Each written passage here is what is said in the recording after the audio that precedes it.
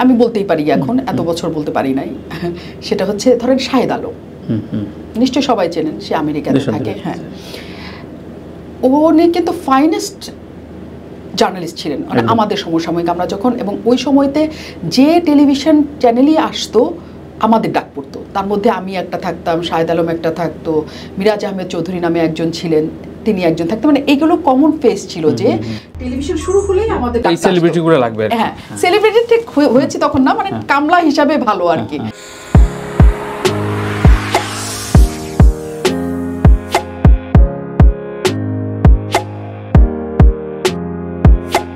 প্রিয় দর্শক, সবাইকে স্বাগত জানাচ্ছি কোলাহল নিবেদিত তানভীর তারেক শো। বিভিন্ন রকম রাজনৈতিক মতাদর্শ এবং কালচারাল পলিটিক্স এই বিষয়টি আমরা একটু তুলে ধরবার চেষ্টা করছি। আজকে খুবই ক্ষুধার গেস্ট আমার অত্যন্ত প্রিয় একজন সংবাদকর্মী, কলিগ এবং এদেশের গণমাধ্যম ব্যক্তিত্ব নাজিম মুন্নি। কেমন আছেন মুন্নি? আমার নাম তানভীর তারেক। বলেন কেমন আছেন? যদি বলেন শারীরিকভাবে কেমন আছি, 4 কেজি ওজন বেড়েছে, তার মানে ভালো আছি। আচ্ছা।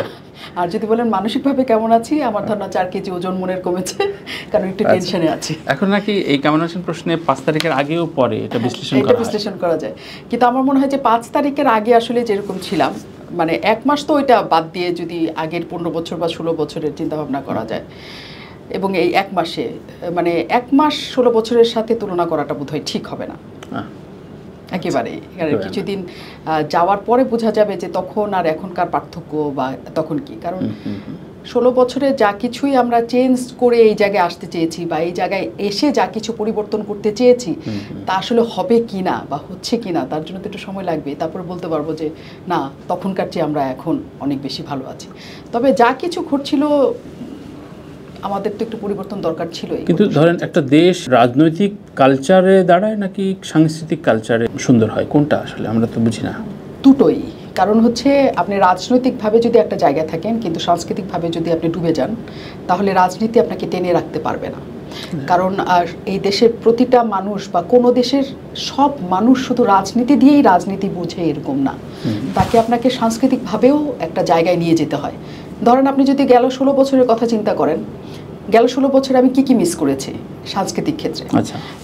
যেমন আগে খুবই পথনাটক হতো, যাত্রাপালা হতো, মোড়ে মোড়ে কনসার্ট হতো, বিশাল বড় কনসার্ট হতো, টিকিট কনসার্ট হতো। আপনার কিন্তু মনে আছে না, এখানে আমাদের এখানে আর্মি স্টেডিয়াম ভাড়া করে আমাদের সব উপমহাদেশের সব শিল্পীরা আসতো, সেখানে বড় বড় কনসার্টগুলি হতো। আস্তে আস্তে সব চলে গেল এবং চলেই গেল। অ্যাকচুয়ালি আমরা হঠাৎ করে দেখলাম আমাদের কিছু করার নাই এই দেশটাতে, এবং আমরা অফিস যাই বা কাজ করি, বাসায় যাই, ফেসবুকে সবাই বিদ্রোহী, সবাই হাসি দুঃখের কথা বলি, এই আমাদের বিনোদন।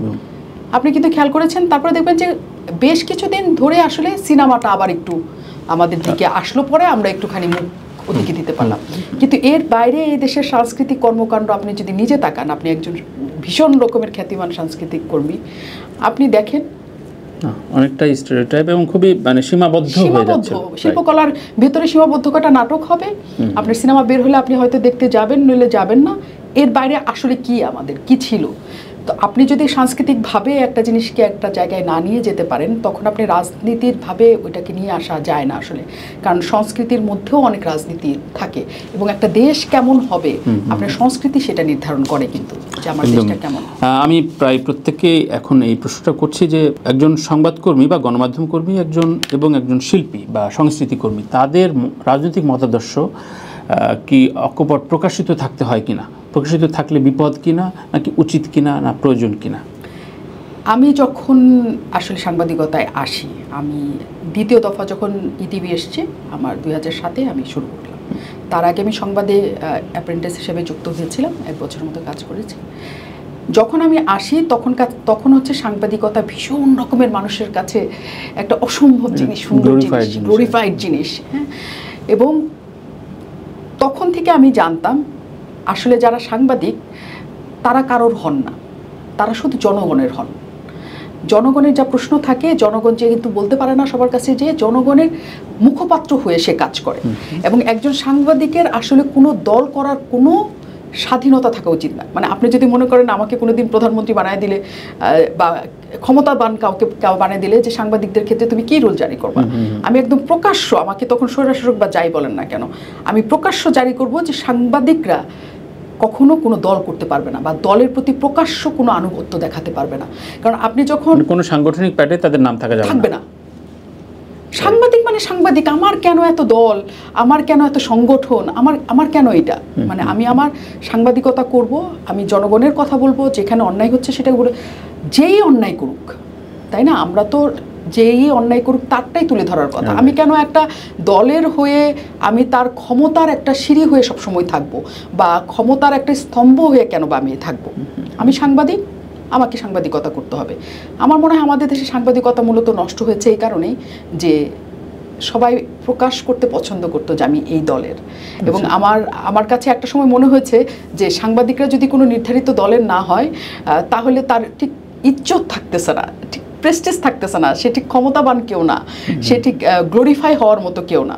এবং সাংবাদিকরা প্রকাশ্যে দলের যে পরিমাণ কথা বলে যায়, যে পরিমাণ সমর্থন যোগায় যায়, সমস্ত কিছু করে, এটা আমার কাছে খুবই আসলে ইয়ে লাগতো যে এটা আসলে হইতে পারে না। আবার একটা সরকার সব খারাপ করেছে তাও কখনো হয় না, সব ভালো করেছে তাও কখনো হয় না। রাইট। যদি এভাবে বলি, ধরেন আপনি কোন স্বপ্ন নিয়ে বা আপনার পূর্বসূরি কার প্রতি অনুরাগী হয়ে সাংবাদিকতা এসেছিলেন, আপনার আগামী প্রজন্ম কাদের প্রতি অনুরক্ত হইতে পারে বলে? আমি যখন আসলে সাংবাদিকতা করতে আসি তখন আমার কাছে মনে হয়েছিল যে এটা স্বাধীন একটা পেশা, যে আমি যা কিছু করতে চাই আমি তা করতে পারবো এবং আমি তা বলতে পারবো। আপনি তাকে দেখেন যে অন্য কোনো পেশায় আপনি কবি সাহিত্যিক ছাড়া, এটা তো এর দিকে মিডিয়ার দিকে, অন্য কোনো পেশাতে আপনি যা চান তা না, যে আপনাকে যা কিছু বলবে আপনি সেটা করতে বাধ্য, আপনি যে কোনো অফিসিয়াল কাজ বলেন বা যা কিছু করেন না কেন। সাংবাদিকতা আমার কাছে একমাত্র জিনিস মনে হয়েছে যে হ্যাঁ, আমার যা করতে ইচ্ছা করে আমি সেটা করতে পারবো, মানে ওই স্বাধীনতাটা আমার আছে এবং ওইটা আমি করতে পারবো বলে আমি এটা করতে চাই, কেউ আমাকে বাধ্য করবে না কোনো কিছু করার জন্য। কিন্তু হয়েছে কি, আমরা যখন সাংবাদিকতা নিয়ে বড় হওয়া শুরু করেছি তখন তো আসলে বাধ্য হতে হয়েছে। পলিটিক্যাল শো বা গত 15-16 বছর ধরে পলিটিক্যাল শো বা পলিটিক্যাল টক শো, রাতের এই কিচিরমিচিরটা একেবারেই ওয়ান সাইডে যাচ্ছিল। এইটা নষ্ট হওয়ার মূল জায়গাটা কখন থেকে, স্খলনটা কখন থেকে শুরু হলো?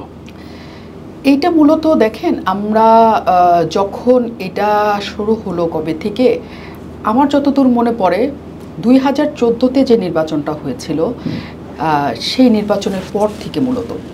কারণ 2014 সালের নির্বাচনে বেশ কিছু সাংবাদিককে আমরা শাস্তির আওতায় আসতে দেখেছিলাম। আমি বলতেই পারি এখন, এত বছর বলতে পারি নাই। সেটা হচ্ছে ধরেন শাহেদ আলম, নিশ্চয় সবাই চেনেন, সে আমেরিকাতে থাকে। হ্যাঁ, উনি কিন্তু ফাইনেস্ট জার্নালিস্ট ছিলেন মানে আমাদের সমসাময়িক। আমরা যখন, এবং ওই সময়তে যে টেলিভিশন চ্যানেলই আসতো আমাদের ডাক পড়তো, তার মধ্যে আমি একটা থাকতাম, শাহেদ আলম একটা থাকতো, মিরাজ আহমেদ চৌধুরী নামে একজন ছিলেন, তিনি একজন থাকতেন। মানে এইগুলো কমন ফেস ছিল যে টেলিভিশন শুরু হলেই আমাদের এই সেলিব্রিটিগুলো লাগবে। হ্যাঁ, সেলিব্রিটি ঠিক হয়েছে তখন না, মানে কামলা হিসাবে ভালো আর কি।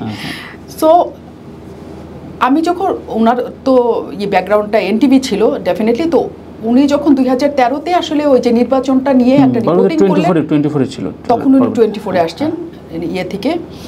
যখন ওই নির্বাচনটা হলেন উনি কিছু রিপোর্টিং করেছিলেন যেটা খুবই কন্ট্রোভার্সিয়াল তৈরি করেছিল, এবং ওই সময়টা সরকারের ভাষ্য ছিল যে সে এটাকে বিতর্কিত করার জন্য করেছেন, এবং ওনার ভাষ্য ছিল যে যা কিছু হয়েছে আমি তাই দেখিয়েছি, রাইট।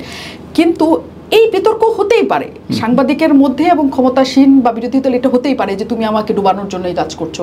আবার সাংবাদিকও বলতে পারে না আমি হয়তো বা হ্যাঁ তোমাকে ডুবানোর জন্য করছি বা কিছু, কিন্তু সেটার শাস্তি পর্ব এত দূর হতে পারে না যে দেশ ছেড়ে চলে যেতে হবে, তাকে দেশ ছেড়ে চলে যেতে হবে, সে কোনো কাজ করতে পারবে না, সে কোনো ইয়ে করতে পারবে না, এবং ধাপে ধাপে তাকে সেটা করতে হয়েছে।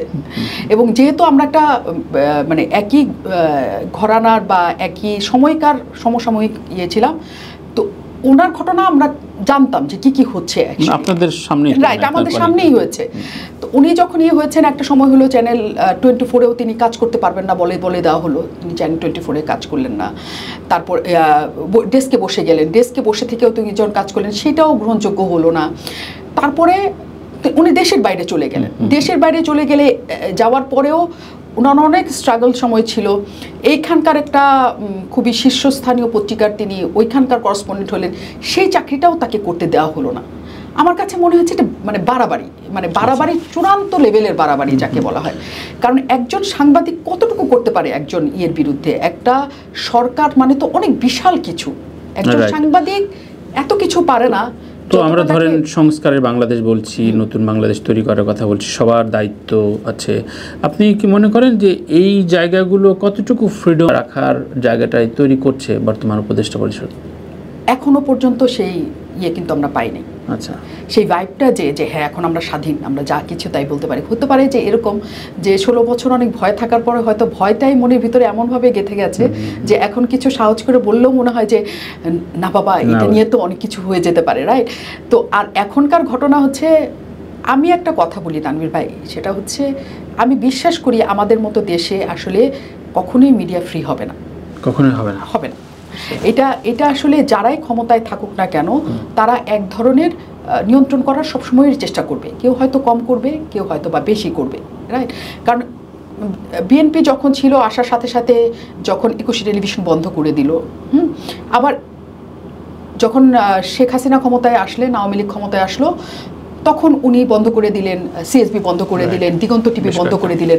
এগুলো হচ্ছে কি প্রতিশোধ চলতে থাকে এক ধরনের, যে তুমি বন্ধ করছো আমি, কিন্তু কেউ যে বলবে না এইসব নাই, আমরা সবাইকে নিয়ে থাকবো, ফুল স্টপ দিব। এখন যে পরিস্থিতি চলছে, এই যে সাংবাদিকদের নামে ঢালাও মামলা হচ্ছে, সকল সাংবাদিক আতঙ্কে আছে যে কার নাম এখানে চলে আসবে। এখন ধরেন মিডিয়া হাউসগুলোতে হচ্ছে যে কোনো আওয়ামী লীগের কর্মীকে রাখা হবে না, সব বিএনপির কর্মীকে। তো স্বাভাবিকভাবে কোনোদিন যদি 10 বছর পর 20 বছর পর আওয়ামী লীগ আসে, তারা একই কর্মকাণ্ড করবে।